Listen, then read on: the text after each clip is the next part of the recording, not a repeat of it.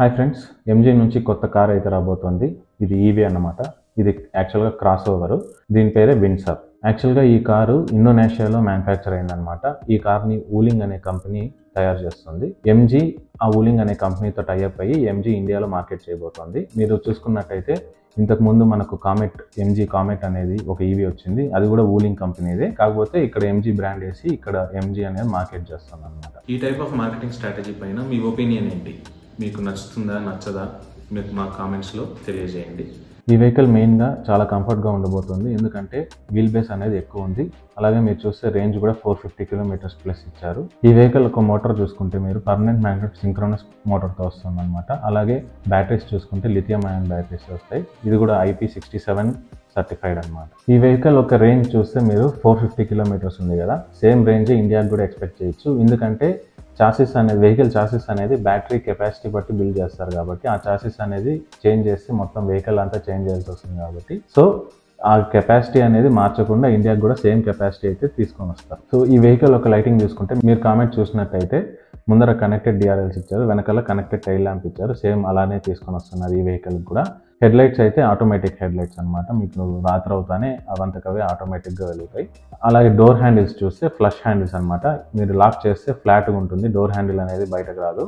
Unlock చేస్తే handle అనేది pop out అవుతుంది, అంటే డోర్ నుంచి బయటకు వస్తుంది అనమాట మీరు డోర్ ఓపెన్ చేసుకునేటట్టు. ఈ ఫ్లష్ హ్యాండిల్స్ అనేది ఇప్పుడు అన్ని వెహికల్స్లోనూ కామన్గానే వస్తుంది. మీరు XUV 700 నుంచి చూసుకుంటే ఇప్పుడు రీసెంట్గా రిలీజ్ అవుతున్న కరోక్ కూడా సేమ్ ఫ్లష్ హ్యాండిల్స్ ఇస్తున్నారు. కాకపోతే పాప్అవుట్ హ్యాండిల్స్ అనేది XUV 700 టాప్ ఎండ్లో మాత్రమే ఉన్నాయి. కాకపోతే ఎంజీ ఇక్కడ ఈవీలో ఈ పాప్అవుట్ హ్యాండిల్స్ అనేది తీసుకొని వస్తుంది అనమాట. ఈ వెహికల్లో 15.5 ఇంచ్ టచ్ స్క్రీన్ అయితే ఇస్తున్నారు, సెంట్రల్ కన్సోల్ లాగా. ఇంత పెద్ద టచ్ స్క్రీన్ అనేది మీరు ఎంజీ హెక్టర్లో వీటిలో కూడా చూసుంటారు. దాంట్లో కూడా మీకు 10.2 ఇంచ్ ఇలా వస్తుంది అనమాట. కాకపోతే దీంట్లో 15.5 ఇంచ్ టచ్ స్క్రీన్ అయితే ఇస్తున్నారు. ఈ వెహికల్లో 18 ఇంచ్ అల్లాయ్స్ కూడా వస్తున్నాయి. అలాగే ADAS ఫీచర్స్ కూడా ఇస్తున్నారు. అలాగే ఈ వెహికల్లో మెయిన్ ఫీచర్ ఏంటంటే ambient లైటింగ్ ఇస్తున్నాడు విత్ 256 కలర్ ఆప్షన్స్ అనమాట. మీకు ఇష్టం వచ్చిన కలర్ మీకు ఇష్టం వచ్చినప్పుడు మార్చుకోవచ్చు. ఇప్పుడు వచ్చే ప్రతి కార్లోనూ ambient లైటింగ్ అయితే వస్తుంది. కాకపోతే ఈ కార్ ప్రత్యేకత ఏంటంటే మీకు 256 కలర్ ఆప్షన్స్ ఇస్తున్నారు. అలాగే ఈ వెహికల్లో మీరు ఎలక్ట్రిక్ పవర్ టైల్ గేట్ అనమాట. మీకు ఒక బటన్ నొక్కగానే టైల్ గేట్ అనేది అదంతకదే ఓపెన్ అవుతుంది.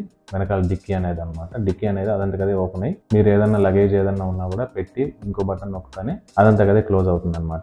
ఈ ఫీచర్ కూడా అయితే ఇచ్చారు.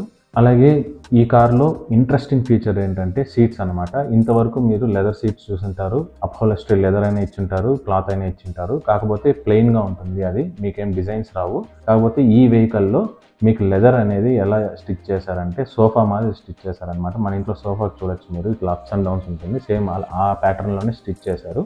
ఎందుకు స్టిచ్ చేశారంటే మీరు ఎప్పుడన్నా కార్ సైడ్కి పెట్టి రిలాక్స్ అవ్వాలి అనుకుంటే వెనకాల ఆనుకునే సీట్ వచ్చి మీకు చాలా రెక్లైన్ అవుతుంది అనమాట. అలా రెక్లైన్ చేసేసి ముందర సీట్స్ని వెనకాలకి బెండ్ చేసి మీరు సోఫా టైప్లో కాళ్ళు చాపుకొని రిలాక్స్ అవ్వచ్చు అనమాట. ఆ ఫీచర్ అనేది సోఫా మోడ్ అంటున్నారు ఈ కార్లో. ఆ ఫీచర్ అయితే చాలా బాగుంది. ఇండోనేషియాలో ఈ కార్ పేరు వచ్చి క్లౌడ్ ఈవీ అనమాట.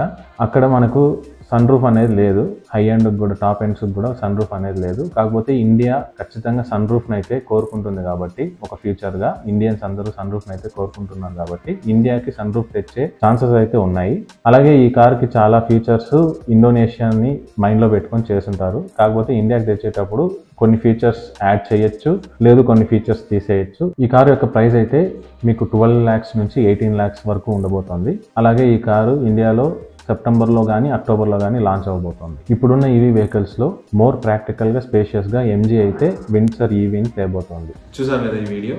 మీకు నచ్చినట్టయితే ఈ వీడియోని లైక్ చేయండి, షేర్ చేయండి. అలాగే ఇంతవరకు మా ఛానల్ సబ్స్క్రైబ్ చేసుకోకపోతే ఖచ్చితంగా సబ్స్క్రైబ్ చేసుకోండి. Extremely cover.